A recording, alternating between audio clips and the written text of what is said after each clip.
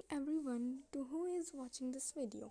And first of all, I would like to introduce myself. I am Vaibhavi Kushwaha of class 9th B. Today I am here at the Allahabad Fort to know the history of the Allahabad Fort. This is also known as Akbar Fort because it is built by Akbar. This fort was built by Mughal Emperor Akbar at Allahabad, Uttar Pradesh, India in 1583. The fort stands on the bank of river Yamuna near the confluence with the river Gangas. It recognized the Archaeological Survey of India as a monument of national importance. So let's watch and take the view of this beautiful monument which is built by Akbar. And this is the main gate of the fort, but it's closed because of some reasons. And let's enter inside the fort. So this gate is always open for the tourists and the local people. So let's go inside and take a look of the fort from the inside.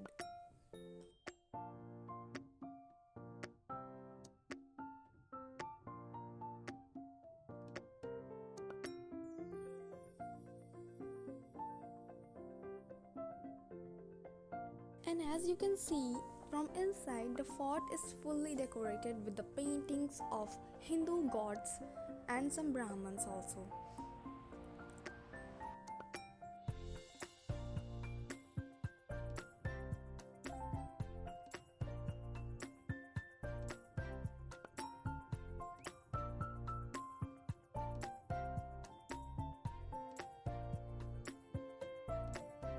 These lights and marbles are installed inside the fort after too many years ago because after the tourism increases, there is not too much of light to view inside the fort.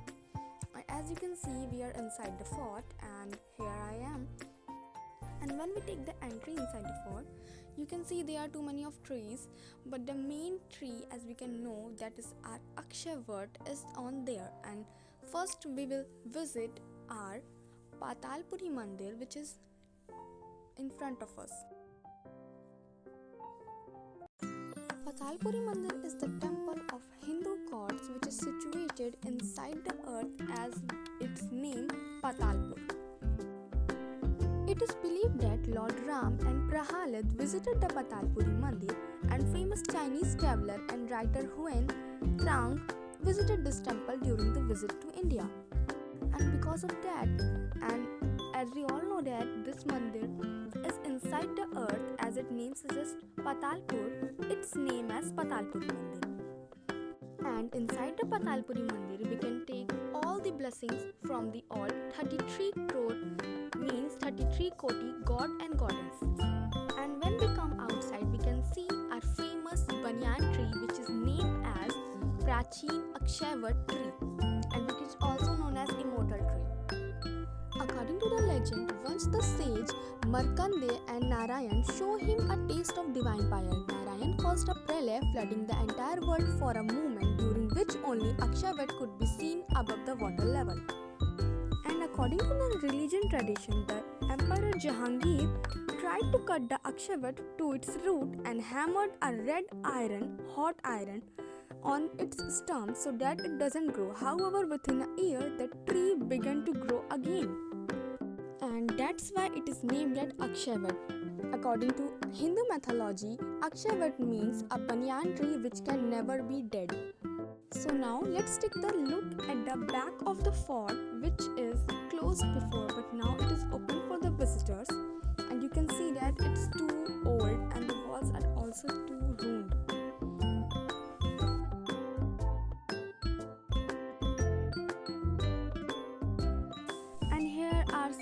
Inscriptions that are left over after so many years. You can see that here.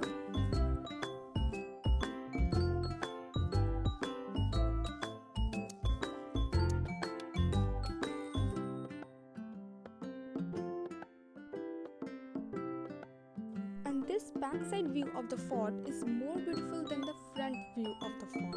As you can see, the all fort scripted is now all ruined and destroyed. But now also some part of this is left over. And as you can see in front of us, there are the main Akshavat tree. So now let's move towards our second location, which is Chandrashekar Azad Park, and it is also known as Alfred Park or Company Garden. The Company Garden is named as the local people, and in front of us we can see the statue of the Chandrashekar Azad, and let's take a view from near it. So as we all know that this park is in the area of 133 acres and situated in the heart of the city's English Quarter. Civil lines was built to commemorate the event.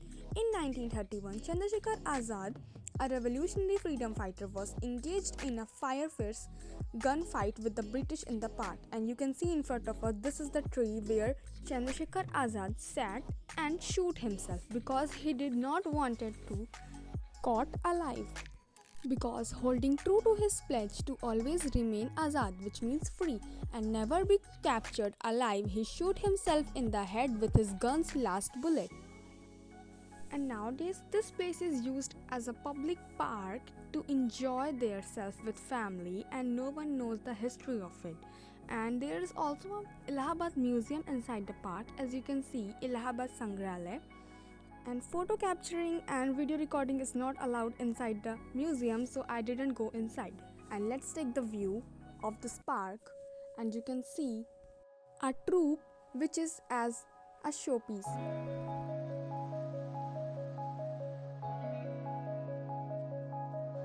And nowadays there are installed some jogging tracks where people come to jog here and exercise. And as you see there in front of me, there is Yogasan statue where people do yoga at the morning. I didn't come at the morning, as you can see there. And in front of me there is public library, which is a government public library. And this government library is the biggest and oldest public library in Prayagraj and India also. It is also the one of the biggest public library in the country, and with thousands of books, manuscripts, back volumes of newspapers, magazines and gazettes, etc. in its collection. And here is the view of the public library from near. And construction is held every month here to be it remain as it is. And now we have came to the end, and as you know, I can't explore the whole 133 acre area, but now the main things I have watched and now came to the end. So I would like to thank my teacher, my principal ma'am, who gave me this opportunity to visit so much these historical places and make a documentary film on it. So thank you and have a nice day.